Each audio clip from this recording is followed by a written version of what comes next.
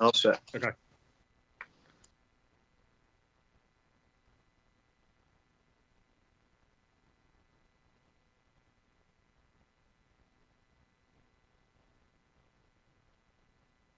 What's up, Miami Dolphins fans? Chris Perkins, Dave Hyde here. I am your Dolphins columnist for the Sun Sentinel. Dave Hyde is your columnist for the Sun Sentinel. And man, Dave, these Dolphins can't stop making news. So this week we had Teddy Bridgewater go down in the concussion protocol. And Dave, conspiracy theorists are out in full force on this one. So basically the Dolphins have two quarterbacks, Tua Tagovailoa and Teddy Bridgewater, in concussion protocol. And injuries are piling up. Aside from those two, you've got left tackle Teron Armstead still battling that toe problem. Both of the cornerbacks, Xavier Howard and Byron Jones. Byron Jones won't come back this week from the PUP list. Xavier Howard is questionable with two groin injuries. And these injuries are a major problem. There's also the question for the Dolphins and the NFL is how you continue to navigate moving forward with the terms ataxia and gross motor instability. With that, let's dive in. So Dave, who thought we'd be wading through a episode of Grey's Anatomy to get to the Dolphins season? I mean, I got a concussion from the past few weeks of just having to deal with the concussions. And the one thing I disagree with Mike McDaniel on this year, I think he's handled this team, the situation great, is when he said he hasn't called the league and asked for put his foot down on what's going on here, because there needs to be some explanation. Somebody in the Dolphins, maybe not McDaniel, maybe somebody higher, maybe Chris Greer, maybe Tom Garfinkel, has to call the league and say, how can Teddy Bridgewater, who didn't have a concussion, who didn't stumble, and was taken out of the game irresponsibly, how can he not now practice till Thursday because he's in concussion protocol that he shouldn't have been in? Okay, there has to be some either explanation isn't going to be good enough. It's not a wash here what the NFL has to say, but the Dolphins are going to be missing practice time with Bridgewater this week if, in fact, Tua can't go, which means Skylar Thompson is going, which means they're on the quarterback merry-go-round getting ready for what suddenly is a they're all big games in some respect, but this is a big game in that they go from 3-0 to 3-3 with a loss against Minnesota. Yeah, you're right, Dave. And look, I think that in this new world of concussion protocol and ataxia and gross motor instability, there is a huge gray area because there's still room for subjectivity. But you guys know by now what happened on this one. Teddy Bridgewater really got hit in the ribs on a corner blitz from Sauce Gardner. He came in unprotected. Teddy Bridgewater is in the end zone. He gets sacked. He throws the ball. He gets called for intentional grounding. That's one part of this. But the bigger part is, when Teddy was getting up, Dave, I saw this live. He was on all fours, and we ran this photo of Teddy on all fours with your well-written column today, and I thought I saw Teddy kind of stay on all fours for a second, maybe wobble a little bit as he rose to his feet. He didn't wobble, Perk. He did not wobble. He didn't wobble. I know, and this is the thing when I say that he wobbled a little bit, I get attacked, and so but here's my point though. Here's my point is that when Teddy is on all fours and it's taking him a second to get up, there's a good chance, Dave Hyde, that he's lost his breath from taking a shot to the ribs from Sauce Gardner, and that he is not having any kind of a head trauma incident here, and I think that's where the NFL needs to clear this up. Look. This could have cost the Dolphins a game. And you expect that they're going to be right in the playoff race, the wild card race. So, well, and maybe the division race, but we'll just say wild card here. But this could have cost the Dolphins a game. And so moving forward, that, and I agree with you 100%, somebody in the Dolphins has to get at least clarification on the rules, and I believe that there is in the way that the rule is written, the spotter has the latitude to alert someone without saying that Teddy must leave the game immediately, that Teddy could be further checked. So, and really, Dave, that leads us into our first Twitter question. You know, we always solicit these Twitter questions, and we appreciate it from you guys. But our first Twitter question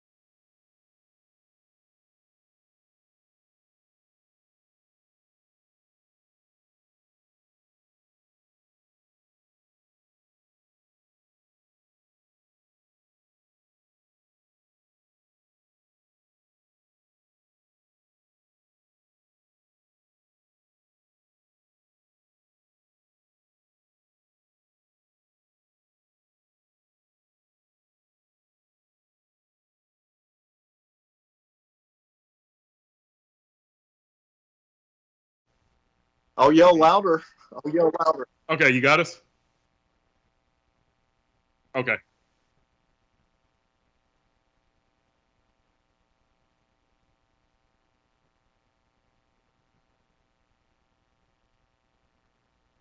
Okay.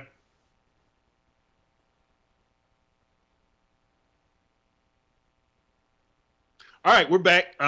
Technical difficulties today. Sorry about that. I apologize. But Hyde, we were on our Twitter question, and we were talking about Teddy Bridgewater on all fours, and he took that shot from Sauce Gardner, the cornerback for the Jets, who came in unprotected and unblocked rather, and he hit Teddy right in the ribs. And I thought Teddy was on all fours. Took him a while to get up, but it leads us into our Twitter question from Dave the Wave, and Dave asked, what kind of training do you get for spotting a concussion through binoculars? And who pays this highly trained individual? So, according to the NFL's rules, they're ATC, they're certified trainers, like the team doctor is. You guys will remember the names of Kevin O'Neill and Ryan Vermillion and now Troy Maurer.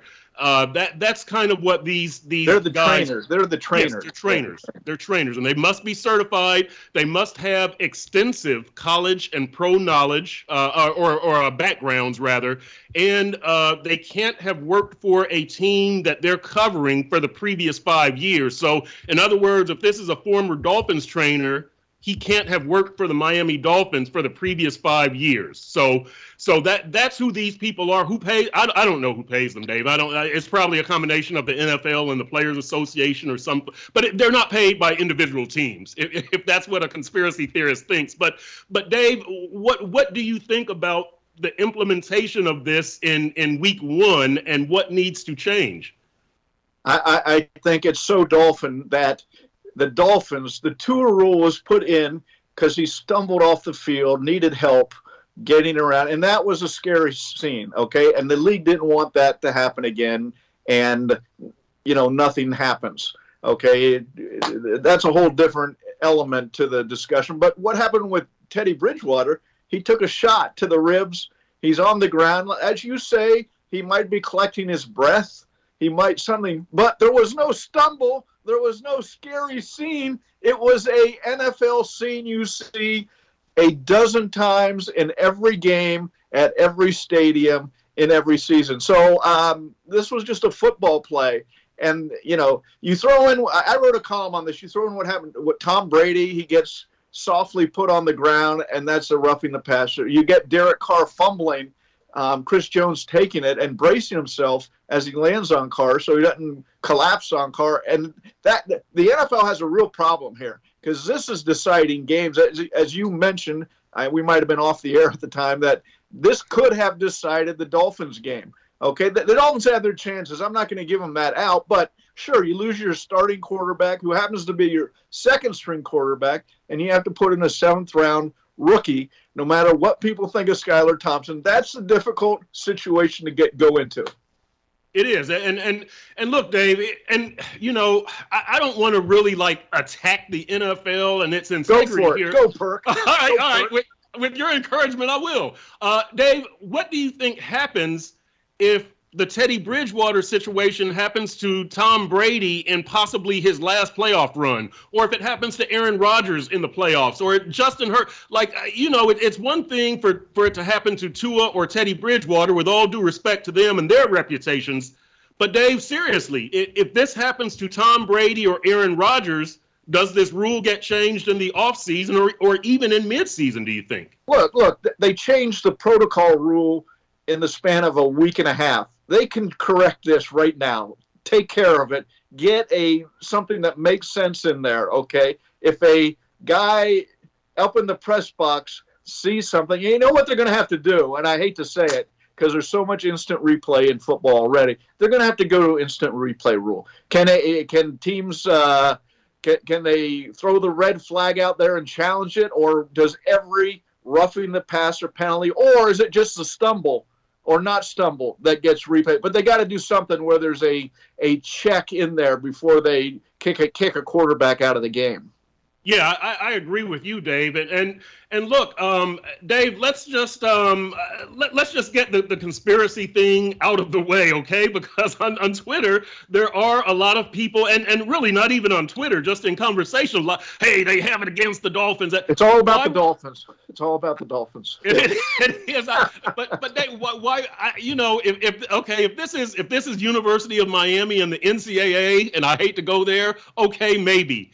I just don't know that the league would have it in for the Miami Dolphins, Dave. Your thought? I'm throwing this right to you, Dave. Your thoughts?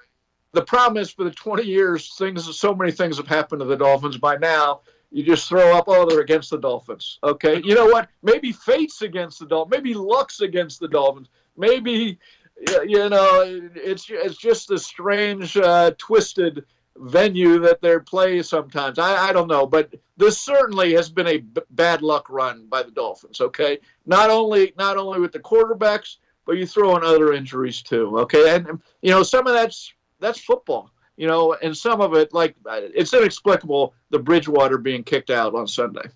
Right, I agree, and that leads us into our second Twitter question of this segment. And again, thank you, people, for always responding to the Twitter inquiries.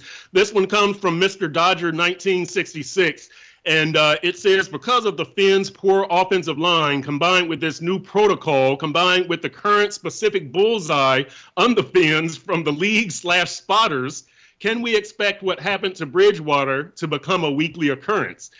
And really, that gets into the league having to change how these things are called, I think. Well, yeah. Look, they're going to have to review this, okay? You can't have guys just taking normal football hits being kicked out of a game, even quarterbacks, no matter how much bubble wrap they want to put on them. So, the Dolphins' offensive line, that wasn't an offensive line blocking. That was a communication issue. Okay, and Robert Saleh said after the game, he knew Mike McDaniel, and he thought, okay, he goes, I know the personnel, and I thought that blitz might work, and it did. You know, the Dolphins ran a similar blitz, I believe it was with Brandon Jones, and did the same thing to Zach Wilson later in the game. So I mean that's you're going to see that blitz a couple times a game probably, and you know, Teddy just didn't see it. Yeah, and one more thing before we wrap this up and move on to the offense and the defense for the Dolphins. You saw late in that game, Dave, Braxton Berrios, the Jets receiver, the former receiver, he stayed on one knee when it looked like he kind of got his bell rung or his clock cleaned or shaken up or whatever expression you want to use. Maybe it was a dangerous concussion. You know, maybe it was a dangerous concussion. Okay, that I get what the NFL is doing. These concussions, you know, we make light of them in this small 3-hour window of an NFL game, but you talk to guys later in their lives, they're still feeling the effects of having multiple concussions. Not only that, having a fear in their lives of feeling the effects as their lives go on about concussions. So let's not. You can talk about the rule; it needs to be helped. But this is a dangerous issue in the NFL. It is, and look, what we saw from Braxton Berrios, Dave, could that become a norm? But because he stayed right, he stayed on one, he never stumbled. So a player was there with his hand on Braxton's shoulder pads, kind of telling him stay down. And so at that point, you don't know if it's a knee, a shoulder, a rib, or what. And perhaps we see more of that. What do you think about if they can do it? Look in the aftermath of the whole Tua and concussion, you had so many players, current players and former players, mainly former, talking about how they lied about the concussion protocol to stay in games. Okay, you had the Cincinnati incident the same day as the Tua incident, where the tight ends say, "Oh, it was his shoulder," and it was, you know, he later had a concussion. He was diagnosed as concussion. Tua said it's his back. I don't want to get everybody on my case again about being the back of the head, but I think players are conditioned because they're trained. They want to stay in the game. But as a former coach said to me, an NFL coach said, they don't have a vote in the matter. Okay, they don't. When it's a head, when you see guys who can't stand up, they don't have a vote in the matter of staying in the game, and they shouldn't. The doctors, coaches know how to look at some of this stuff. So, I mean, this is a dangerous issue, and it isn't to make light of it in the span of what a game means. So the NFL has to get a handle on it, and it's a tough issue to get a handle on.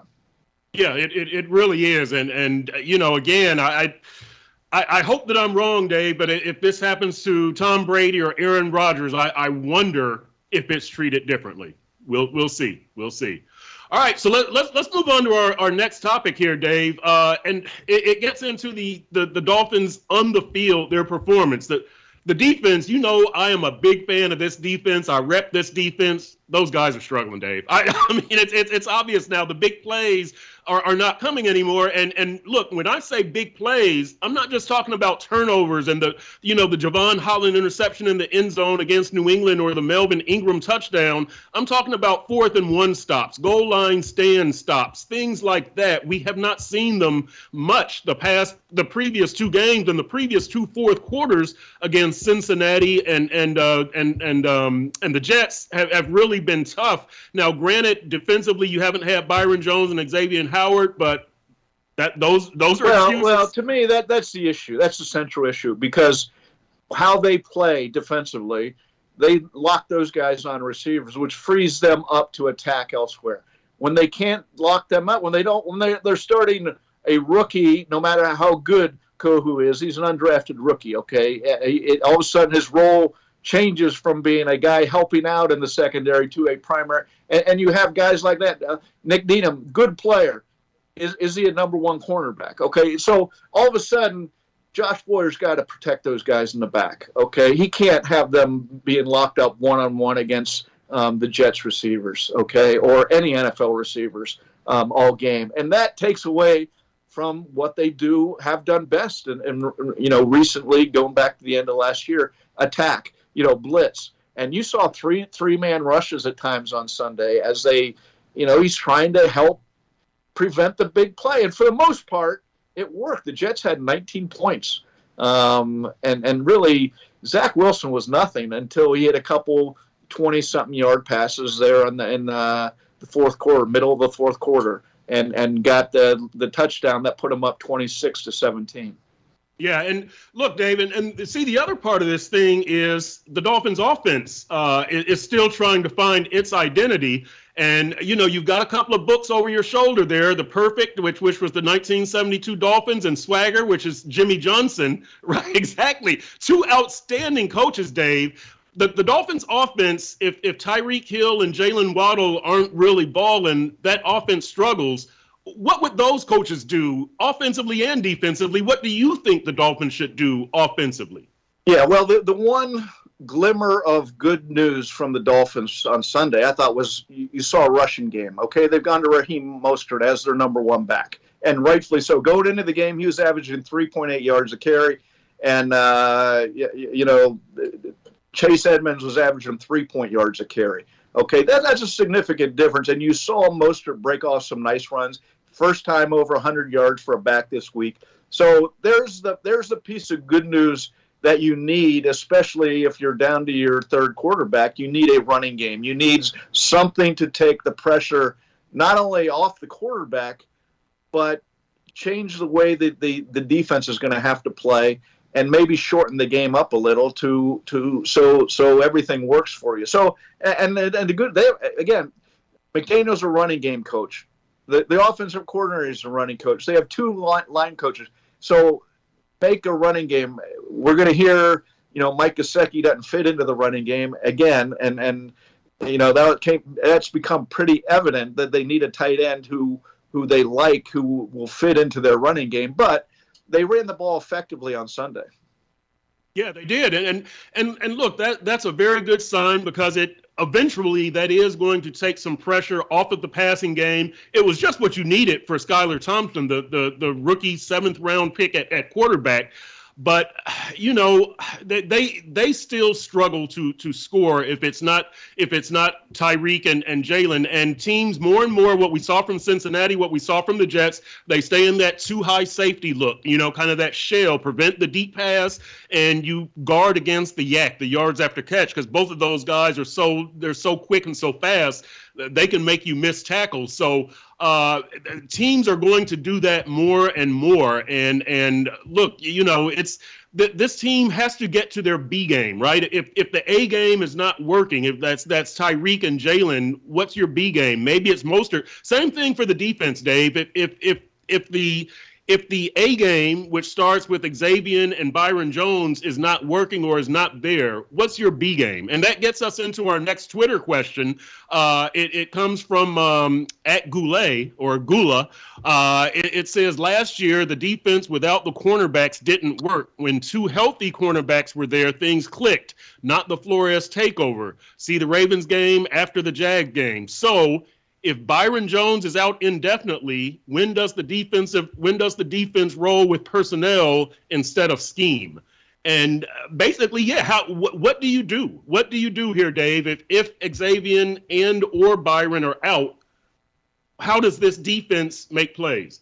Well, let's go back to last year, the last half of last year, and Omar and I argued about this in your former right here. I remember. I said, we don't know about this defense, okay? They're playing backup quarterbacks. Other than Lamar Jackson, pretty much they played backups and Saints 4-string, and they feasted on them. That you saw them come to life, okay? And now we're back in the first month of the season where they played some star quarterbacks, okay? Zach Wilson wasn't one of them. Mac Jones wasn't. But you look at the three in the middle, Lamar Jackson, Josh Allen, Joe Burrow, those are quarterbacks who can eat you up. And so I'm not really worried that, that those quarterbacks put up some yards and points on them. They're going to do it to everybody pretty much. Okay. So, but you need we're in the 5th, 6th game of the year. This is now, by this point, the Bill Belichick's of the world say this is when you know what kind of a team you had. In the new NFL, where you don't play much in the preseason, where your roster changes, it takes to the 5th, 6th game. By now, you're finding out the identity. And what is the identity of the Dolphins defense if they don't have those cornerbacks? I think they're in trouble. You take the two cornerbacks off any team, they're in trouble. You saw the Bills without their entire secondary against the Dolphins. You saw the Ravens without their starting cornerbacks. Okay, and the Dolphins scheme is built upon those cornerbacks, especially Xavier Howard being able to lock down a top receiver. And without him, you're going to have to. Can Jalen Phillips come to life? That defensive line, I thought, could have taken over the game on Sunday. There was a period where they were dominating the Jets, and then all of a sudden it just switched off and they got run over.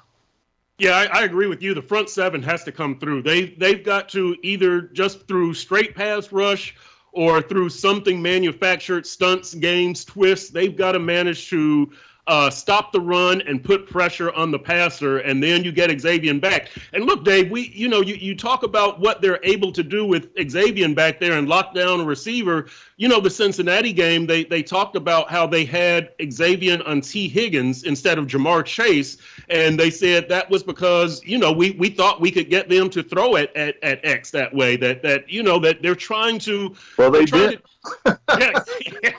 I know, unfortunately, that 79-yarder, I believe it was, but they're trying the tricks. They're trying, to scheme it up a little bit but it's going to come down to winning one-on-one matchups up front with those front seven until the secondary can heal up and get back, and you can get back to the way that you played last year. And I will disagree with you on this point about that defense last year, Dave. I think making plays is making plays. I know that they didn't face the top quarterbacks, but they were able to make plays. They were able to get sacks and force turnovers and get fourth down stops and make goal line stands and things like that aren't necessarily quarterback dependent. So I maybe I overrated this defense, and look, it's still early. It's getting to the midpoint now. The it's still early thing is starting to be in the rearview mirror, and we're getting to the midpoint of the season. But offensively and defensively, Dave, I think this team still is still trying to establish its identity.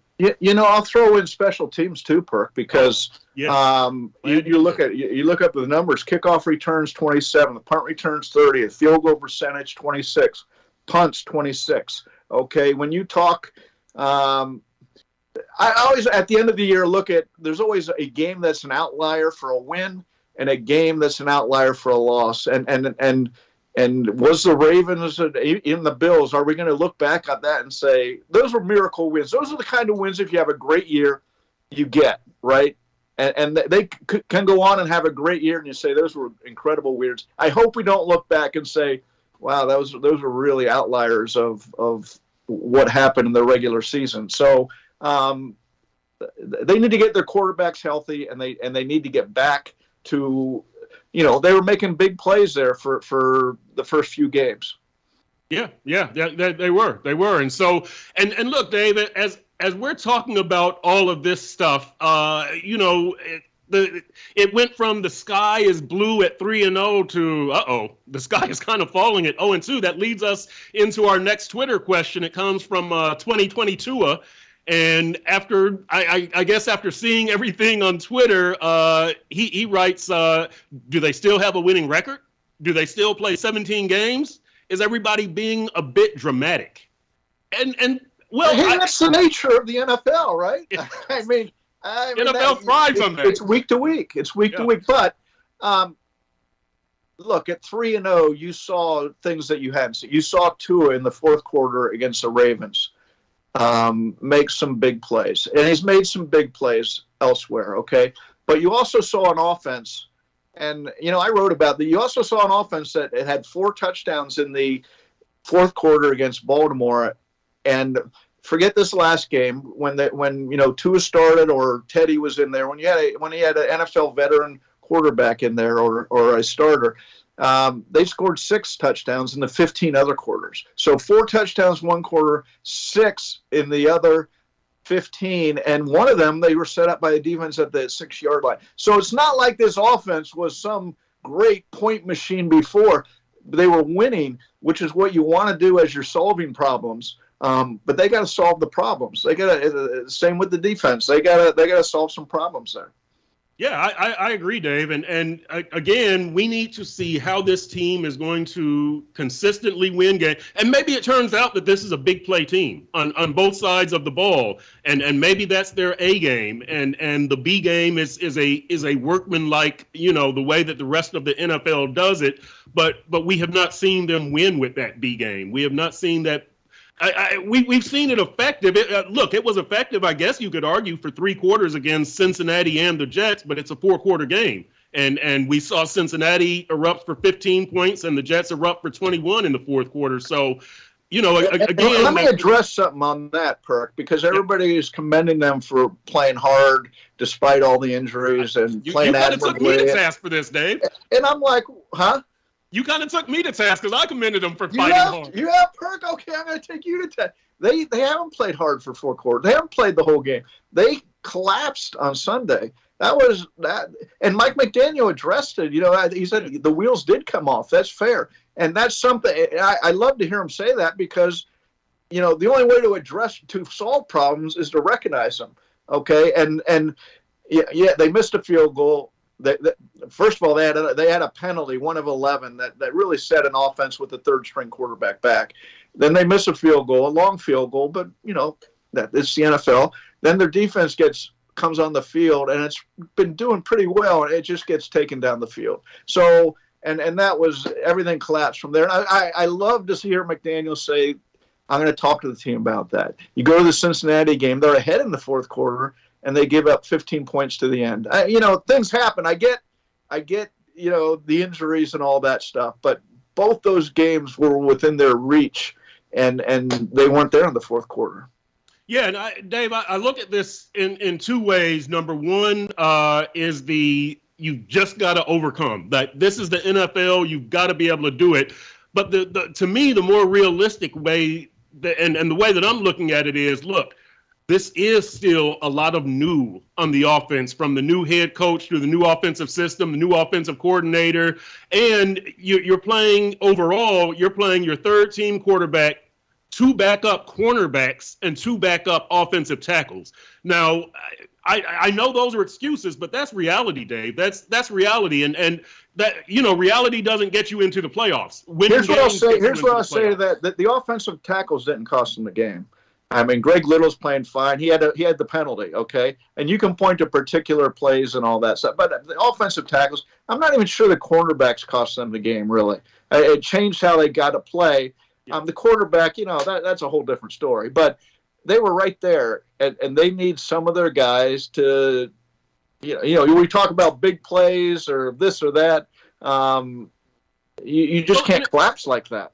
Right, and it gets into quality depth also, right? Because we see Buffalo and Baltimore both had injury problems, like you mentioned. But both Buffalo, they're 4-1 now, and so granted they never lost Josh Allen, but still they had some serious injury problems. So the Dolphins are into their depth now, and it definitely in the 4th quarter of the last 2 games, it hasn't showed well. And that was a question at the start of the year. It was the start of the year. The cornerbacks. Now they got a great Kohu has been a great pickup for them. I mean that the way that's rare to find an undrafted rookie who steps right in but cornerback was a question. How many do they have? The linebackers was a question. Tackle was a question. But so that's you got into that a lot earlier and a lot heavier with the number of them than you expected.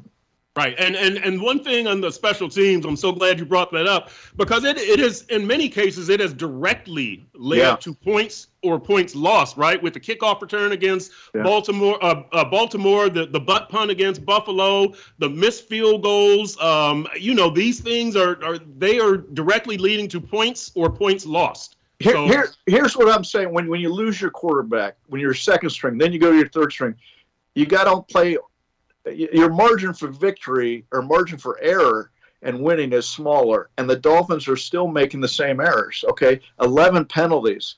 Okay, lose the takeaway battle. Okay, those are the things you got to win especially on your 3rd quarterback.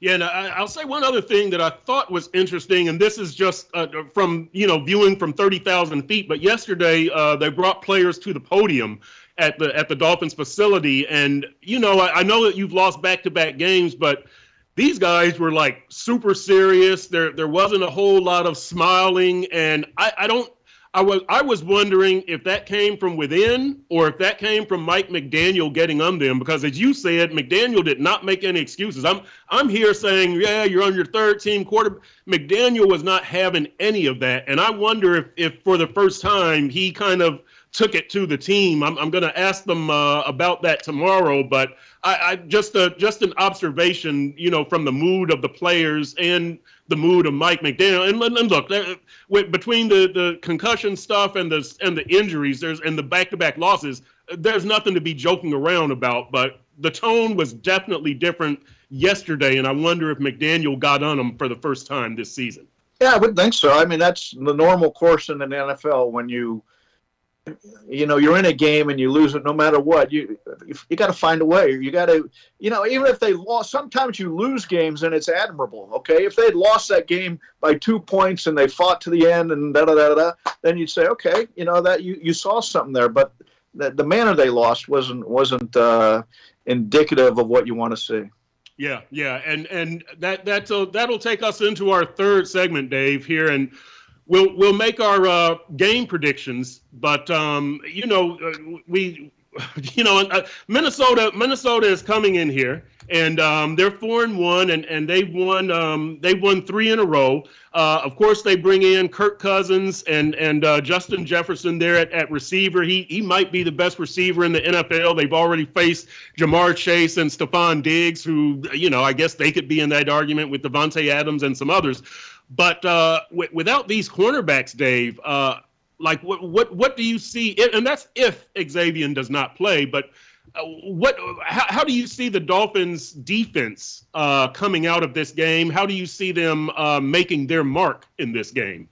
Well, it's interesting. I looked at Minnesota's averaging 23 points a game. Yep. That's the exact same number as the 23.0. The exact number the Dolphins are. So it's not like there's some offense that's lighting up the league, right? I mean, so look, assuming Xavier Howard gets back, he was a game-time decision. He was running on the field before the Jets game and said he couldn't go. And he'd had a groin injury for a while. You could see that in some of the results, especially the Cincinnati game where T. Higgins got a lot of catches on him. Most receivers don't. Something was bothering him. So you sit him down for what'll be 2 weeks now, and you hope he's healthy. So if he comes back, especially, Kirk Cousins is one of the mysteries to me in the NFL. 33 touchdowns, 7 interceptions last year, and yet nobody sits there and says, yeah, I can win with Kirk Cousins because he hasn't won. Okay. Now they did exactly what the Dolphins did. They brought in an offensive coordinator, and he seems to have, bonded with the team early and has them. Winning bonds coaches the teams, as we saw Mike McDaniel and the Dolphins. You're seeing in Minnesota too. Yeah, and look, the whole season, the start to this season has been, kind of tricky in some ways. Like, look, the Raiders are 1-4. No, few people thought that.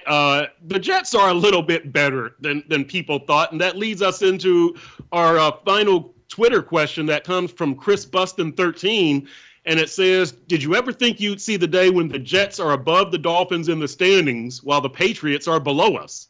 It's a new AFC East, isn't it? It's 1980. What 1980? 78 again, or something like that. Yeah, I don't know. That's a good point. And Buffalo's at the top, although they've had their time. Yep. I don't think the Jets are any good. I just don't. I mean, they were life and death in the fourth quarter with the Dolphins. They nipped one. They had 2 miracle wins too.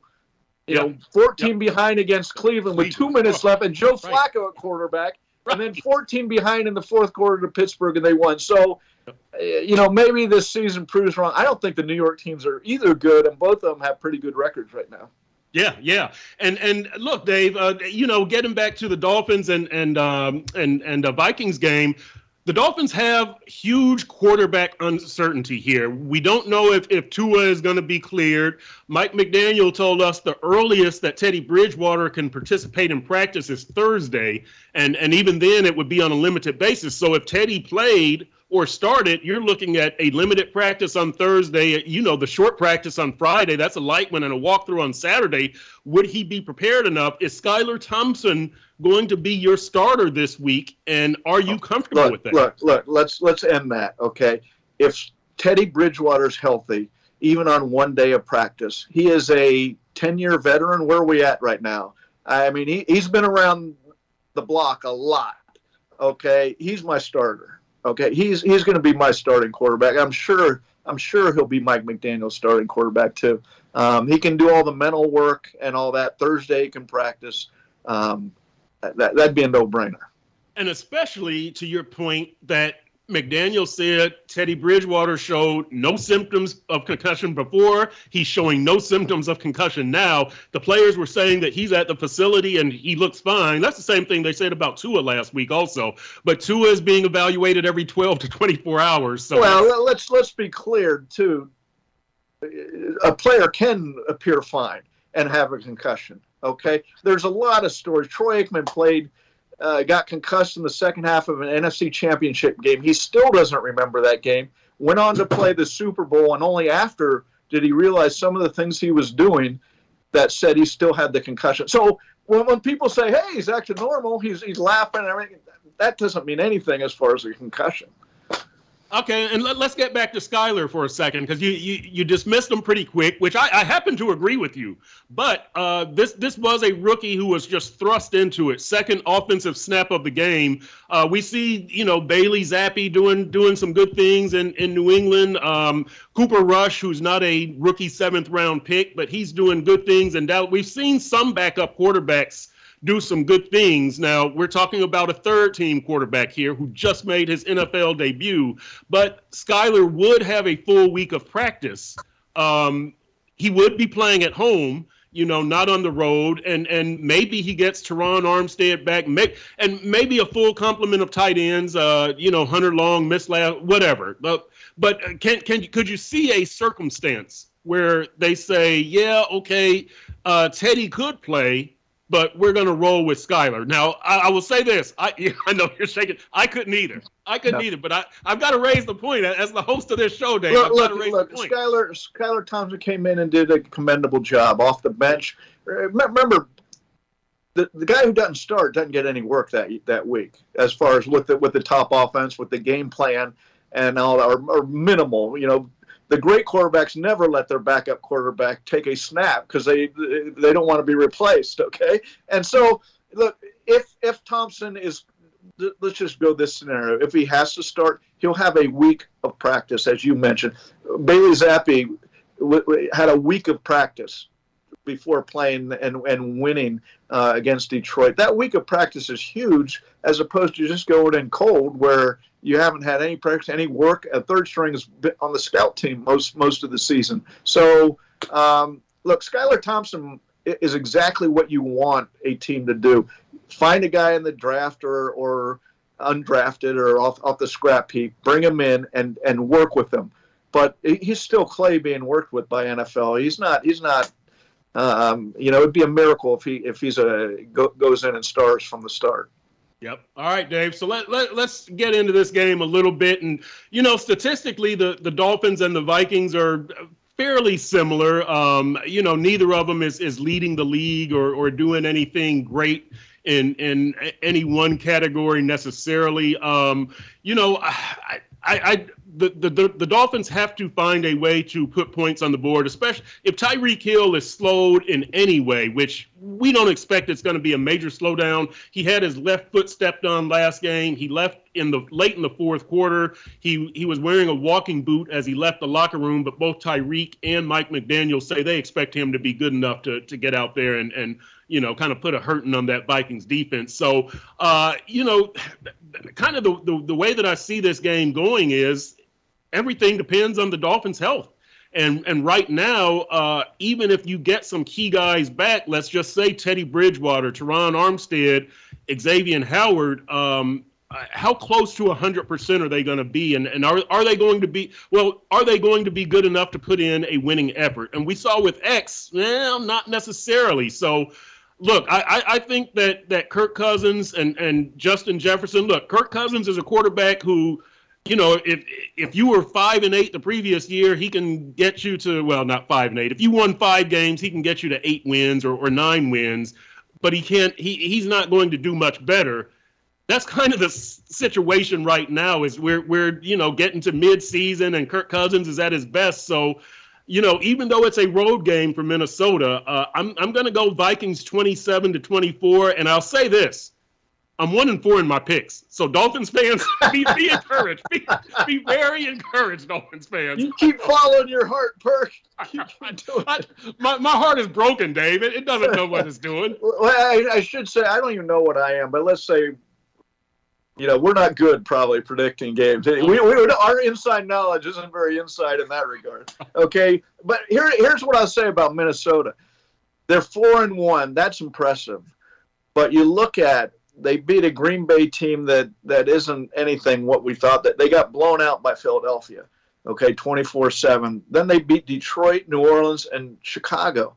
The Dolphins, when they were 3-0, they'd beaten New England, they'd beaten Baltimore, and they'd beaten both. That was a really tough start. I'm not sure Minnesota scares you at 4-1 like some teams could, depending on their schedule. Again, we're still early, we're feeling out, but for that reason, I'm thinking I'm going to go with the Dolphins 24-20. Just from the standpoint they're playing at home it's October now. And we're drifting to mid-October, but it's still going to be hot down there for a team from Minnesota. Yeah. I only knew that I was 1-3 last week because somebody told me that on Twitter. they begged me to pick the Jets. That's what Twitter's for, Perk. That's exactly what it's for, to remind you that that we're not very good. It is, and it does a good job in my case. So, yeah. So, all right. Well, we will see what happens, and hopefully and I mean this seriously, that hopefully there's no other concussion-related controversy this week, because it is.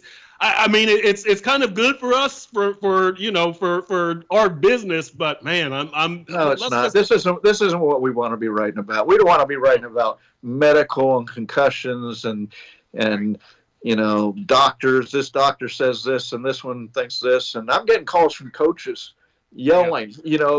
It's such a volatile issue inside the league that I'm like, thank God no one's called this week. So, and I want to keep it that way.